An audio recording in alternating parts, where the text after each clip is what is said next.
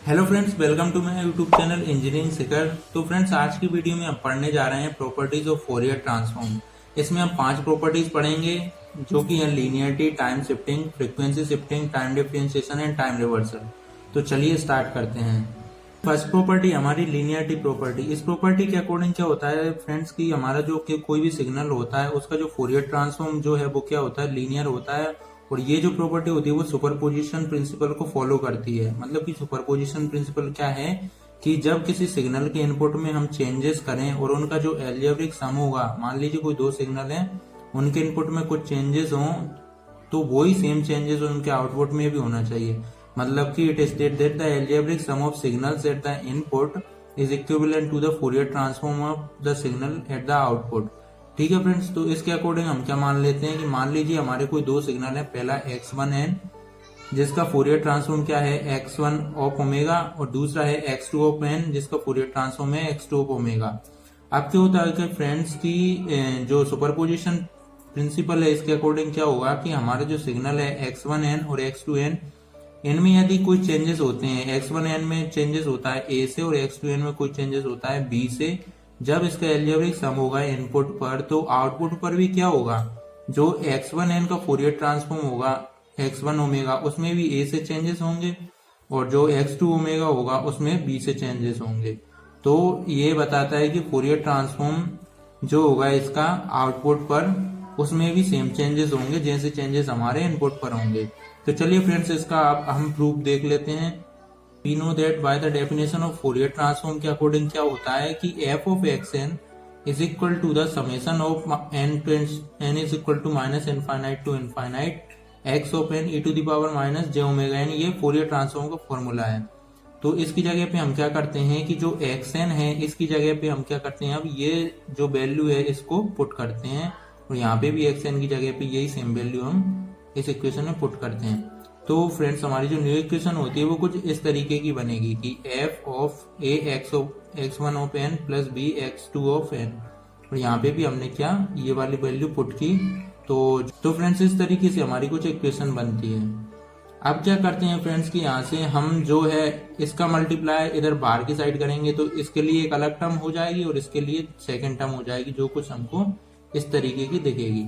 यहाँ पे फ्रेंड्स हम अब क्या हो गया कि जब जो हमारा ए जो है यहाँ पे वो क्या है कांस्टेंट टर्म है, तो इसको हम क्या कर लेंगे नेक्स्ट स्टेप में बाहर कर लेंगे, और यहाँ पे क्या बचेगा x1n e to the power minus j omega n, और यहाँ पे क्या बचेगा जो b जो है कांस्टेंट टर्म हो जाएगी वो बाहर हो जाएगी, तो x2n e to the power minus j omega n। तो हमारी इक्वेशन कुछ इस तरीके की बनेगी। तो फ्रेंड्स, यहाँ से जब हम देखें तो इस फॉर्मूले के अकॉर्डिंग हम क्या देख पा रहे हैं कि जो x ऑफ n है, x ऑफ n इसकी जगह पे क्या आ गया, बस यहाँ पे x1n आ गया। तो जैसा हमने जो ऊपर देखा था फोरियर ट्रांसफॉर्म की x1n का जो फोरियर ट्रांसफॉर्म है वो x1 ओमेगा होता है, और x2n का क्या होगा x2 ऑफ ओमेगा। तो इसकी जगह पे हम क्या लिख सकते हैं इस पूरे की जगह पे कि x1n e to the power minus j omega n इस फॉर्मूले के अकॉर्डिंग क्या हो जाएगा x1 ओमेगा हो जाएगा, और a जो है इसके मल्टीप्लाई में रहेगा, और b जो है इसके साथ में क्या हो जाएगा x2 ऑफ ओमेगा। तो फ्रेंड्स, हम जैसा हमने प्रॉपर्टी में पढ़ा था कि जो इनपुट पर जो भी चेंजेस हो रहे हैं उनके अकॉर्डिंग फोरियर ट्रांसफॉर्म में भी चेंजेस होंगे एट द आउटपुट।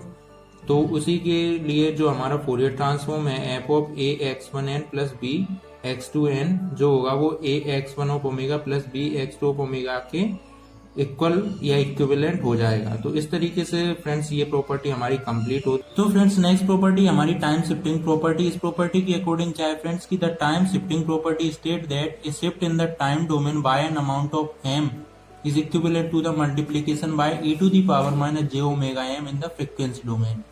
इसका मतलब क्या है फ्रेंड, मान लीजिए हमारा की कोई सिग्नल है x ऑफ n जिसका फोरियर ट्रांसफॉर्म क्या है x ऑफ ओमेगा है। तो क्या होगा यदि टाइम डोमेन में किसी जो सिग्नल है x ऑफ n इसके टाइम डोमेन में यदि m से टाइम में शिफ्टिंग होती है तो इसी m वाले फैक्टर का multiply, it means that e to the power minus j omega m के फॉर्म में फ्रीक्वेंसी डोमेन में मल्टीप्लाई हो जाएगा।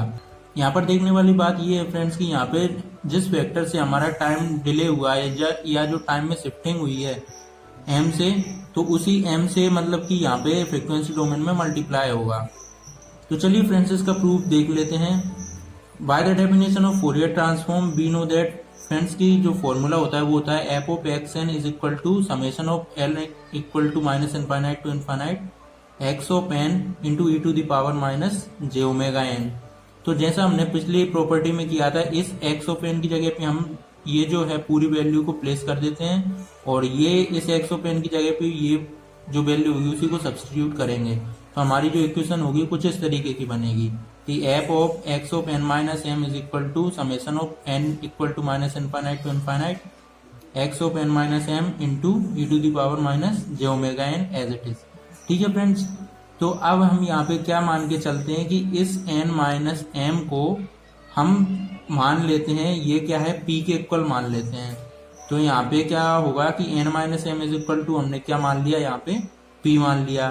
तो यहाँ से n की वैल्यू क्या हो जाएगी फ्रेंड्स, ये m उधर चला जाएगा तो n is equal to m plus p. अब हम क्या करते हैं, ये जो हमने n minus m is equal to p माना था इसको हम यहाँ पे प्लेस करते हैं। तो क्या होगा फ्रेंड्स कि f of x n minus m is equal to summation of n is equal to minus infinite to infinite x of P.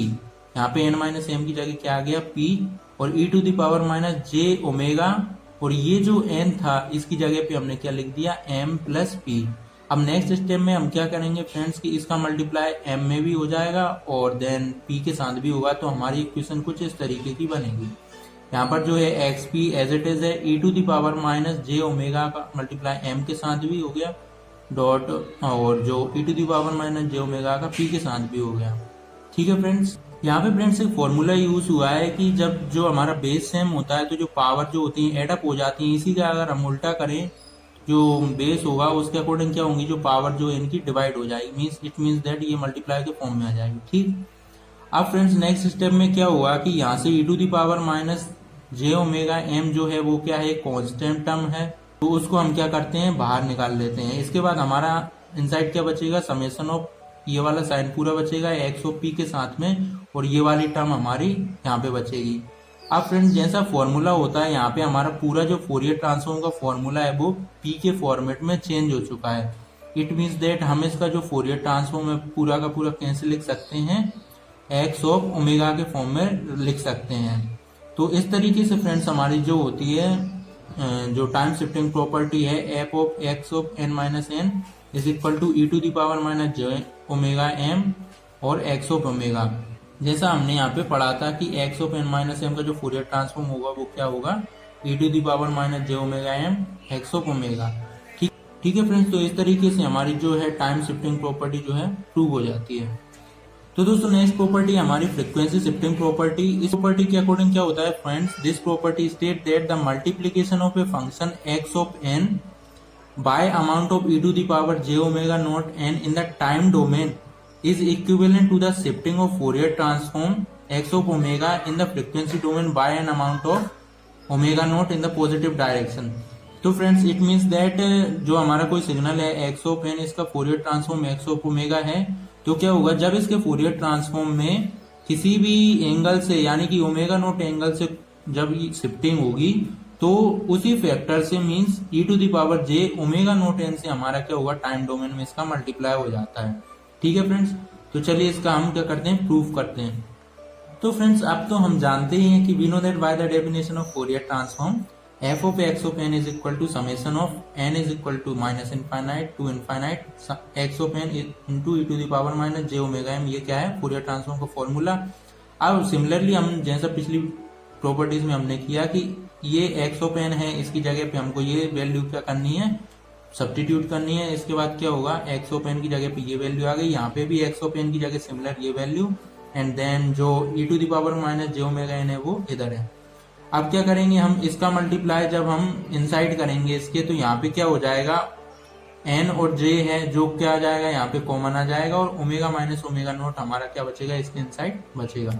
ठीक, अब जैसा कि हमारा जो फॉर्मूला होता है फोरियर ट्रांसफॉर्म का, उसके अकॉर्डिंग क्या हो जाएगा, यहाँ पे जो है ओमेगा की जगह सिर्फ हमारा क्या है, ओमेगा नोट से यहाँ पे शिफ्टिंग हो गई है। तो हम इसको कैसे लिख सकते हैं, इसको जब हम क्या लिख देते हैं, एक्स ऑफ ओमेगा लिखते हैं, तो इट मीन्स दैट इसको हम क्या लिख सकते हैं, x of omega minus omega naught लिख सकते हैं। तो फ्रेंड्स इस तरीके से हमारी जो है फ्रीक्वेंसी शिफ्टिंग प्रॉपर्टी प्रूव्ड हो जाती है। तो नेक्स्ट प्रॉपर्टी हमारी दोस्तों टाइम डिफरेंशिएशन प्रॉपर्टी। इस प्रॉपर्टी के अकॉर्डिंग क्या होता है फ्रेंड्स कि this property state that the differentiation of a function in the frequency domain is equivalent to the multiplication of factor n in the time domain. तो क्या होता है फ्रेंड्स कि हमारा मान लीजिए कोई सिग्नल है एक्स ऑफ एन जिसका Fourier transform x of omega है, तो जब इसके टाइम डोमेन में हम किसी भी फैक्टर n से मल्टीप्लाई करते हैं तो इसका जो फूरियर ट्रांसफॉर्म है एट द आउटपुट, इसमें हमको क्या मिलेगा, डिफरेंशिएटेड आउटपुट मिलेगा। ठीक है फ्रेंड्स, तो चलिए अब हम इसका प्रूफ करते हैं। तो जैसा हम पिछली प्रॉपर्टीज में किया, similarly we know that the Fourier transform by the definition of discrete Fourier transform, ये जो फॉर्मूला होता है F of x n is equal to क्या होता है, x of omega is equal to summation of n is equal to minus infinite to infinite x of n e to the power minus J omega n. तो similarly हम क्या करेंगे, यहाँ पे x of n की जगह पे क्या इस वैल्यू को पुट करेंगे तो क्या होगा, हमारी जो नेक्स्ट इक्वेशन बनेगी वो कुछ इस तरीके की बनेगी। ठीक है फ्रेंड्स, यहाँ पे जो एक्स ऑफ एन की जगह पे ये वैल्यू आ चुकी है और जो एक्स ऑफ एन यहाँ पे हमने लिया था वो अभी एज इट इज रखा। तो फ्रेंड नेक्स्ट स्टेप में क्या होगा, हमारा जो फंक्शन है हमने उसको x omega is equals to ये फंक्शन हमने एज इट इज लिख लिया। जैसे कि हमने प्रॉपर्टी में पढ़ा था फ्रेंड्स कि जब हमारा फ्रीक्वेंसी डोमेन में जो है सिग्नल के साथ जब कोई डिफरेंशिएशन होता है तो टाइम डोमेन में क्या होगा वो चलिए जानते हैं। जब फ्रेंड्स हमारा फ्रीक्वेंसी डोमेन में जो डिफरेंशिएशन हुआ तो इट मीन्स दैट इसमें भी जो हमारा टाइम डोमेन में जो सिग्नल है इसमें भी क्या डिफरेंशिएशन होगा। तो यहाँ पे क्या हो जाएगा, ये तो कांस्टेंट टर्म बन जाएगी। इट मीन्स दैट जो डिफरेंशिएशन होगा वो ओनली किसका होगा, ई to the power minus J omega n का ही होगा। ठीक है फ्रेंड्स, तो यहाँ से क्या निकलेगा, जब इसका डिफरेंशिएशन होगा तो e to the power minus J omega n. ठीक है फ्रेंड्स, ये तो एज इट इज आ जाएगा और जे ओमेगा एन का जब होगा इसके रिस्पेक्ट में तो क्या आ जाएगा, यहाँ से माइनस का जे एन। तो अब फ्रेंड्स हमारी जो नेक्स्ट स्टेप है इसमें क्या करते हैं, हम ये जे जो है इसको हम क्या कर लेते हैं, बाहर ले लेते हैं और इसके बाद में हमारे यहाँ पे क्या बचेगा, n of x n e to the power minus J omega n. इस फॉर्मेट में हमको ये n into x of n के फॉर्मेट में आ गया है यहाँ पे। तो फ्रेंड्स अब हम क्या करते हैं कि यहाँ पे जो j है इसको हम दोनों साइड इस j को रिमूव करने के लिए हम क्या करते हैं, जब हम कॉम्प्लेक्स नंबर पढ़ते हैं तो हम जानते हैं आई स्क्वायर इज इक्वल टू -1 होता है।